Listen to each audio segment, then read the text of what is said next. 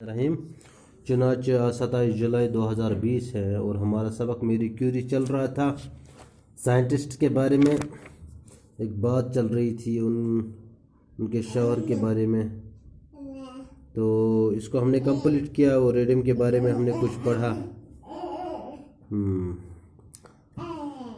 Uranium کے سلسلے میں پڑھا۔ اب جو ہمارا مسئلہ ہے، جو بات ہے اب وہ ہے کہ پڑھیے اور سمجھے مہلک خلا کرنے والے علم طبیعت، وہ علم جسے قدرت چیزوں کے بارے میں ان کی حقیقت معلوم کی جاتی ہے، بہت سیدھا ٹوٹا پھوٹا پرانا رائے گاں بیکار فضول عقارت، مبہوت حیران ہکا بکا، شعاع کرن تجربہ کا وہ جگہ جہاں تجربے کیے جاتے ہیں، شعاع کرن کو کہتے ہیں وہ تجربہ کا وہ جگہ جہاں تجربے کیے جاتے ہیں۔ اب یہاں سوالات ہیں، سوچیے اور بتائیے میری کیوری کا جنم کہاں ہوا تھا؟ بہت آسان ہے نا، پولینڈ میں ہوا تھا۔ شادی کس سے ہوئی تھی؟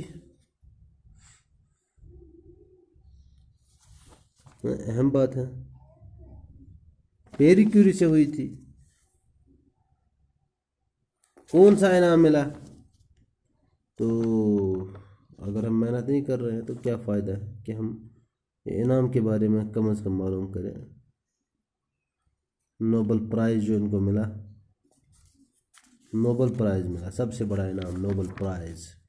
اور میری کیوری کی وفات کب اور کس بیماری سے ہوئی ہے نا؟ وہی شعاعیں لگ گئی اس کے بدن پر 1934 4 جولائی کو، اور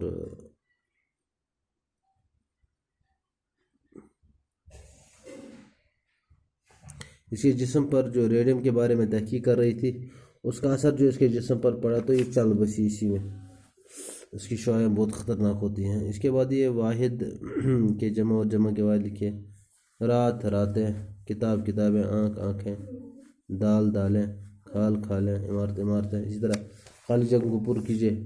ڈیش ڈیش میری کیوری نے فزکس میں MSc کی ڈگری حاصل کی۔